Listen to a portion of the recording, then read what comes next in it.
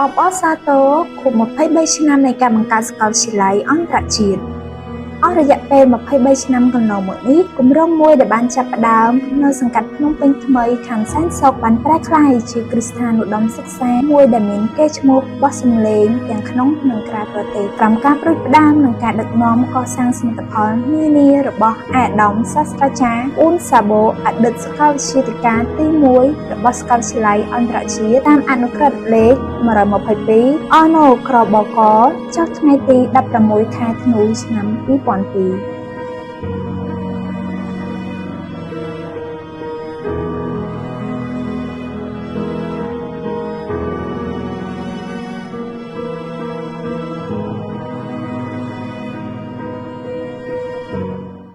ាប់ពីឆ្នាំ2010រហូតមកដល់បច្ចុប្បន្ននេះការអភិវឌ្ឍខ្លួនរបស់សាកលវិទ្យាល័យបានបន្តរងមាំក្រោមការដឹកនាំរបស់លោកជំទាវ អុក រាវិនជាប្រធានក្រុមប្រឹក្សាភិបាលនៃសាកលវិទ្យាល័យអន្តរជាតិអាយដាមសាស្ត្រាចារ្យមហាបរិញ្ញាបណ្ឌិតសាបូអូហ្សាណូជាសាកលវិទ្យាធិការនៃសាកលវិទ្យាល័យអន្តរជាតិសាកលវិទ្យាល័យអន្តរជាតិបានក្លាយជាមូលដ្ឋាននៃឱកាសថ្មីសម្រាប់យុវជនក្នុងការលើកកម្ពស់វិស័យអប់រំដែលបានពង្រីកសាខាស្ទើរទូទាំងប្រទេសនាពេលបច្ចុប្បន្នចក្ខុវិស័យឧត្តមភាពការសិក្សាអប់រំនិងស្រាវជ្រាវបេសកកម្មកសាងធនធានមនុស្សមានវិជ្ជាជីវៈជំនាញប្រកបដោយសមត្ថភាពនិងសិលចរិយានៅឆ្នាំ2007 Bolino International Group Co Ltd ត្រូវបានបង្កើតឡើងដោយមានអង្គភាពជាបទសម្ព័ន្ធដូចជាសាកលវិទ្យាល័យអន្តរជាតិមន្ទីរពេទ្យសាកលវិទ្យាល័យអន្តរជាតិសែនសុខវិទ្យាស្ថាន Bolino ឬស្ថានមីក្រូហិរញ្ញវត្ថុ Data PLC សាលារៀនអន្តរជាតិ IUIS សណ្ឋាគារកំពតថ្មីរោងចក្រឱសថ Bolino Tower ដែលកំពុងប្រតិបត្តិការលើវិស័យធំៗដូចជាវិស័យអប់រំថ្នាក់ឧត្តមសិក្សានិងមត្តេយ្យសិក្សាវិស័យសុខាភិបាលវិស័យធនាគារនិងហិរញ្ញវត្ថុវិស័យទេសចរណ៍និងបដិសណ្ឋារកិច្ចវិស័យឧស្សាហកម្មដើម្បីឆ្លើយតបតាមតម្រូវការទីផ្សារនិងការអភិវឌ្ឍប្រទេសជាតិសាកលវិទ្យាល័យអន្តរជាតិបានបង្កើតនូវសាខានិងទីតាំងរបស់ខ្លួនតាមបណ្ដាខេត្តនានាជាច្រើនក្នុងប្រទេសកម្ពុជារួមមានសាកលវិទ្យាល័យអន្តរជាតិទីតាំងគោលនៅរាជធានីភ្នំពេញវិទ្យាស្ថាន Bolino សាខាស្រុកកំពង់ត្រឡាចខេត្តកំពង់ឆ្នាំងវិទ្យាស្ថាន Bolino សាខាស្រុករលីផ្អៀលខេត្តកំពង់ឆ្នាំងសាកលវិទ្យាល័យអន្តរជាតិសាខាខេត្តបាត់ដំបងសាកលវិទ្យាល័យអន្តរជាតិសាខាខេត្តប៉ៃលិនសាកលវិទ្យាល័យអន្តរជាតិសាខាខេត្តបន្ទាយមានជ័យសាកលវិទ្យាល័យអន្តរជាតិសាខាខេត្តសៀមរាបសាកលវិទ្យាល័យអន្តរជាតិសាខាខេត្តកំពតសាកលវិទ្យាល័យអន្តរជាតិសាខាខេត្តស្វាយរៀងសាកលវិទ្យាល័យអន្តរជាតិបន្តអភិវឌ្ឍនិងពង្រីកសាខាបន្ថែមទៀតសាកលវិទ្យាល័យអន្តរជាតិខេត្តព្រៃវែងនិងសាកលវិទ្យាល័យអន្តរជាតិខេត្តស្ទឹងត្រែងបន្ថែមពីនោះសម្រាប់ទីតាំងគោលនៅរាជធានីភ្នំពេញក្រុងនឹងបញ្ចប់ការសាងសង់គឺដាក់ឲ្យដំណើរការអគារសាកលវិទ្យាល័យបន្ថែមថ្មីស្រឡាងនៅក្នុងឆ្នាំ2026ខាងមុខនេះដែលមានកម្ពស់11ជាន់ព្រមជាមួយនឹងការបំពាក់ឧបករណ៍និងគ្រឿងបរិក្ខារដែលមានបច្ចេកវិទ្យាខ្ពស់សម្រាប់ផ្ដល់ភាពងាយស្រួលជូនដល់និស្សិតក្នុងការសិក្សាស្រាវជ្រាវសាកលវិទ្យាល័យអន្តរជាតិកំពុងបន្តបណ្ដុះបណ្ដាលជំនាញឯកទេសជាច្រើនទាំងវិស័យសុខាភិបាលនិងក្រៅសុខាភិបាលមានរហូតដល់10មហាវិទ្យាល័យរួមមានមហាវិទ្យាល័យវេជ្ជសាស្ត្រនិងរោគកុមារមហាវិទ្យាល័យទន្តវឌ្ឍនសាស្ត្រមហាវិទ្យាល័យឱសថសាស្ត្រមហាវិទ្យាល័យវិទ្យាសាស្ត្រថែទាំវេជ្ជសាស្ត្រមហាវិទ្យាល័យបច្ចេកវិទ្យានិងវិទ្យាសាស្ត្រមហាវិទ្យាល័យមនុស្សសាស្ត្រនិងភាសាមហាវិទ្យាល័យវិទ្យាសាស្ត្រសង្គមនិងព័ត៌មានមហាវិទ្យាល័យពាណិជ្ជសាស្ត្រនិងវិទ្យាសាស្ត្រសេដ្ឋកិច្ចមហាវិទ្យាល័យនីតិសាស្ត្រមហាវិទ្យាល័យវិទ្យាសាស្ត្រកសិកម្មនិងអភិវឌ្ឍជនបទស្របតាមយុទ្ធសាស្ត្របញ្ចកោណដែលបានដាក់ចេញដោយរាជរដ្ឋាភិបាលក្នុងអាណត្តិទី7ប្រកបដោយគតិបណ្ឌិតរបស់សម្ដេចបវរធិបតីហ៊ុនម៉ាណែតនាយករដ្ឋមន្ត្រីនៃព្រះរាជាណាចក្រកម្ពុជាសាកលវិទ្យាល័យអន្តរជាតិបានចូលរួមអនុវត្តនិងបង្កើតគោលនយោបាយគាំទ្រនិងគាំពារជូនដល់និស្សិត រួមមានផ្ដល់ការបំពេញសុខភាពដល់និស្សិតនិងក្រុមគ្រួសារតាមរយៈការផ្ដល់ប័ណ្ណ បសស ផ្ដល់ឱកាសការងារនិងជួយស្វែងរកការងារដល់និស្សិតកំពុងសិក្សានិងក្រោយពេលបញ្ចប់ការសិក្សាមានផ្ដល់នូវកម្ចីឥណទានសិក្សានិងកម្ចីឥណទានអាជីវកម្មជូនដល់និស្សិតទាំងកំពុងសិក្សានិងក្រោយពេលបញ្ចប់ការសិក្សាសម្រាប់និស្សិតដែលមានតម្រូវការមានអន្តេវាសិកដ្ឋានសម្រាប់និស្សិតមកពីចម្ងាយចំពោះទីតាំងនៅភ្នំពេញ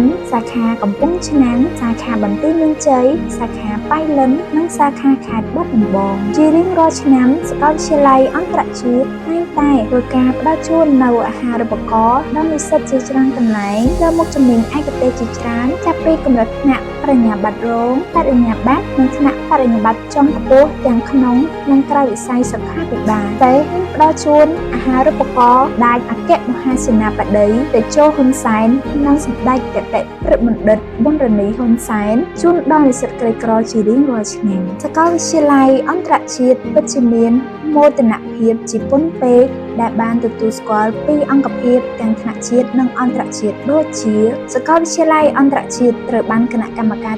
ទទួលស្គាល់គុណភាពអប់រំពេញសិទ្ធិទៅលើទីតាំងគោលរាជធានីភ្នំពេញសាកលវិទ្យាល័យអន្តរជាតិត្រូវបានទទួលស្គាល់ចូលបញ្ជីក្នុងអង្គការសុខភាពពិភពលោកជាសាកលវិទ្យាល័យបណ្ដុះបណ្ដាលលើវិស័យសុខាភិបាលសាកលវិទ្យាល័យអន្តរជាតិត្រូវបានទទួលស្គាល់ជាសមាជិកក្នុងស្ថាប័ន IMED Framer របស់សហរដ្ឋអាមេរិកដែលអាចឲ្យនិស្សិតសិក្សាប្រឡងនិងបម្រើការនៅសហរដ្ឋអាមេរិកលើវិស័យសុខាភិបាលដើម្បីលើកកម្ពស់គុណភាពអប់រំការពង្រីកវិសាលភាពនៃការអភិវឌ្ឍការជំរុញនវានុវត្តន៍និងកសាងសមត្ថភាពបុគ្គលិកនិងសាស្ត្រាចារ្យសាកលវិទ្យាល័យអន្តរជាតិបានចុះអនុស្សរណៈនៃការយោគយល់គ្នានិងធ្វើកិច្ចសហប្រតិបត្តិការជាមួយដៃគូសហការរួមមានសាកលវិទ្យាល័យធនាគារក្រុមហ៊ុនថ្នាក់ជាតិនិងអន្តរជាតិជាច្រើន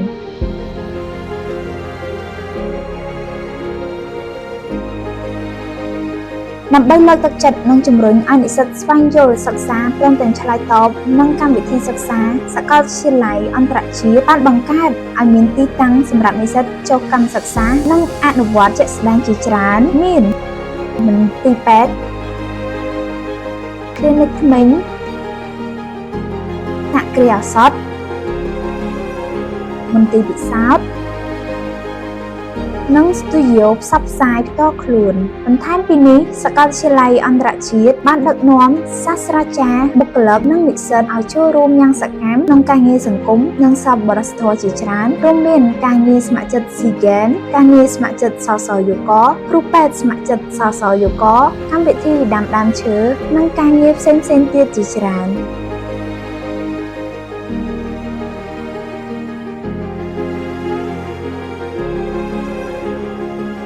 ការបង្កើតឲ្យមានសកម្មភាពនិស្សិតក្រៅពីការសិក្សាក្នុងថ្នាក់ការជំរុញឲ្យមានទំនាក់ទំនងល្អរវាងគ្នានឹងគ្នាការលើកកម្ពស់គុណភាពអប់រំនិងស្រាវជ្រាវដូចជាដំណើរកម្សាន្តប្រចាំឆ្នាំការចុះទស្សនកិច្ចសិក្សាការចូលរួមដាក់ស្តង់ពិព័រណ៍ការចូលរួមសិក្ខាសាលាការអនុវត្តជាក់ស្ដែងការចូលកម្មសិក្សា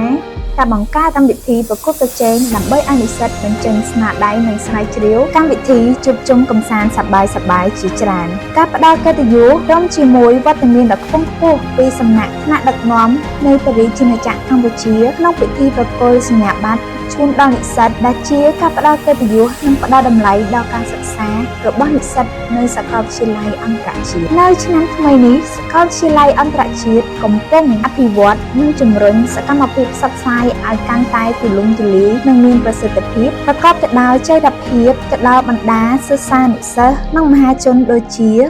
ការចុះផ្សព្វផ្សាយនិងតម្រង់ទិសសានុសិស្សតាមវិទ្យាល័យនានាក្នុងប្រទេសកម្ពុជាការចុះដាក់ផ្ទាំងបដានៅតាមទីតាំងដើម្បីផ្សព្វផ្សាយពីអាហារូបករណ៍ដល់សិស្សានុសិស្សការចូលរួមដាក់ស្តង់ពិព័រណ៍អប់រំនិងពិព័រណ៍ការងារនិងតាមកម្មវិធីបុណ្យជាតិផ្សេងៗនៅតាមបណ្ដាខេត្តនិងក្រុងនានាការពង្រីកការផ្សព្វផ្សាយតាមប្រព័ន្ធ Digital តាមរយៈគំនិតច្នៃប្រឌិតថ្មីនិងអភិវឌ្ឍបច្ចេកវិទ្យាលើប្រព័ន្ធផ្សព្វផ្សាយសង្គមដើម្បីឲ្យការផ្សព្វផ្សាយកាន់តែទូលំទូលាយទៅដល់មហាជននិងសិស្សានុសិស្សតាមការខិតខំប្រឹងប្រែងនិងបដិញ្ញាចិត្តយ៉ាងខ្ពង់ខ្ពស់ពីសំណាក់ថ្នាក់ដឹកនាំនៅឆ្នាំ2009 បានបង្កើតមន្ទីរពេទ្យសាកលវិទ្យាល័យអន្តរជាតិសែនសុខដែលមានសេវាកម្មជាច្រើនផ្នែកអាចបម្រើជូនអ្នកជំងឺបានយ៉ាងប្រសើរនិងទំនុកចិត្តខ្ពស់ព្រមទាំងមានគ្រូពេទ្យដែលមានវិជ្ជាជីវៈត្រឹមត្រូវនិងមានបទពិសោធន៍យូរឆ្នាំទាំងជនជាតិខ្មែរនិងបរទេសមន្ទីរពេទ្យបានអនុញ្ញាតឲ្យនិស្សិតចូលកម្មសិក្សានិងអនុវត្តនៅមន្ទីរពេទ្យផ្ទាល់ព្រមជាមួយនៅគ្រឿងបរិក្ខារឧបករណ៍វិទ្យាសាស្ត្រនិងគ្រឿងម៉ាស៊ីនបច្ចេកវិទ្យាទំនើបមន្ទីរពេទ្យសាកលវិទ្យាល័យអន្តរជាតិសែនសុខមានគម្រោងសាងសង់មន្ទីរពេទ្យដែលមានទីតាំងនៅខណ្ឌសែនសុខដើម្បីសម្របសម្រួលដល់ការសិក្សារបស់និស្សិតសាកលវិទ្យាល័យអន្តរជាតិបានពង្រីកខ្លួនទៅតាមបណ្ដាខេត្តនានានៅឆ្នាំ2011ក្នុងខេត្តកំពង់ឆ្នាំងប្រសិទ្ធនាមថ្មីជាវិទ្យាស្ថានបូលីណូដែលកំពុងបណ្ដុះបណ្ដាលជំនាញទាំងក្នុងនិងក្រៅវិស័យសុខាភិបាលនៅឆ្នាំ2010អ្នកដឹកនាំបានបង្កើតសាលាអន្តរជាតិ IU ដែលហៅកាត់ថា IUIS ដែលមានកម្មវិធីសិក្សាចំណេះដឹងទូទៅពីថ្នាក់មត្តេយ្យដល់ថ្នាក់មធ្យមសិក្សាព្រមទាំងមានកម្មវិធីសិក្សាផ្សេងៗដូចជាថ្នាក់ភាសាអង់គ្លេសទូទៅពេញម៉ោងនិងក្រៅម៉ោងនិងថ្នាក់ភាសាចិនក្រៅម៉ោងគ្រឹះស្ថានមីក្រូហិរញ្ញវត្ថុ Data គឺជាគ្រឹះស្ថានមីក្រូហិរញ្ញវត្ថុឯកជនមួយនៅកម្ពុជាដែលបានបង្កើតឡើងនៅក្នុងឆ្នាំ2013តែនាពេលបច្ចុប្បន្នមាន17សាខាជុំវិញប្រទេសកម្ពុជាគ្រឹះស្ថានមីក្រូហិរញ្ញវត្ថុ Data មានបទពិសោធន៍ក្នុងស្រុកនិងមានប្រវត្តិរឹងមាំលើការគ្រប់គ្រងអាជីវកម្មដែលផ្ដល់ជូនសេវាឥណទានរហ័សប្រកបដោយទំនុកចិត្តដើម្បីពង្រីកនូវសក្តានុពលអាជីវកម្មសន្តាគារកំពតថ្មីត្រូវបានបង្កើតឡើងក្រោមការដឹកនាំរបស់ឯកឧត្តមសាស្ត្រាចារ្យមហាបរិញ្ញាបណ្ឌិតសាបូអូហ្សាណូជាសាកលវិទ្យាល័យនៅសាកលវិទ្យាល័យអន្តរជាតិដែលមានទីតាំងនៅក្រុងកំពតជិតដំបូងមូលត្រីផ្សោតមាត់ព្រែកកំពតជាចំណុចនៃទីប្រជុំជននិងសក្តានុពលទីផ្សារសន្តាគារកំពតថ្មីដែលមានកម្ពស់ដល់ទៅ7ជាន់មានបន្ទប់ធំទូលាយនិងមានផាសុកភាពមានសាលប្រជុំដែលបំពាក់ដោយឧបករណ៍និងគ្រឿងបរិក្ខារសម្បូរបែបអាហារដ្ឋានអាហារទឹកសម្រាប់គយគន់ទេសភាពទីក្រុងកំពតនិងដងព្រែកយ៉ាងស្រស់សោភានៅក្នុងរយៈពេល23ឆ្នាំកន្លងមកសាកលវិទ្យាល័យបានបង្ហាញឲ្យឃើញនូវការខិតខំប្រឹងប្រែងឥតឈប់ឈរក្នុងការលើកស្ទួយនិងអភិវឌ្ឍគុណភាពអប់រំឲ្យរីកចម្រើនទៅមុខជាបន្តបន្ទាប់ការទទួលស្គាល់គុណភាពអប់រំពេញសិទ្ធិពីគណៈកម្មាធិការទទួលស្គាល់គុណភាពអប់រំគឺជាសក្ខីភាពដ៏ច្បាស់លាស់នៃការបដិញ្ញាចិត្តនិងភាពទទួលខុសត្រូវរបស់សាកលវិទ្យាល័យក្នុងការបំពេញតាមស្តង់ដារជាតិយ៉ាងម៉ឺងម៉ាត់យើងមានជំនឿរឹងមាំទស្សនវិស័យវែងឆ្ងាយនិងកម្លាំងរួបរวมពីថ្នាក់ដឹកនាំសាស្ត្រាចារ្យបុគ្គលិកនិស្សិតនិងអតីតនិស្សិតសាកលវិទ្យាល័យអន្តរជាតិនិងបន្តអភិវឌ្ឍខ្លួនឲ្យកាន់តែប្រសើរដើម្បីបណ្ដុះបណ្ដាលធនធានមនុស្សឲ្យមានគុណភាពនិងស្មារតីទទួលខុសត្រូវសម្រាប់រួមចំណែកកសាងអនាគតដ៏ថ្លៃថ្លានិងចីរភាពសម្រាប់សង្គមជាតិរួបរวมគ្នាអភិវឌ្ឍដើម្បីកសាងអនាគតដ៏ថ្លៃថ្លា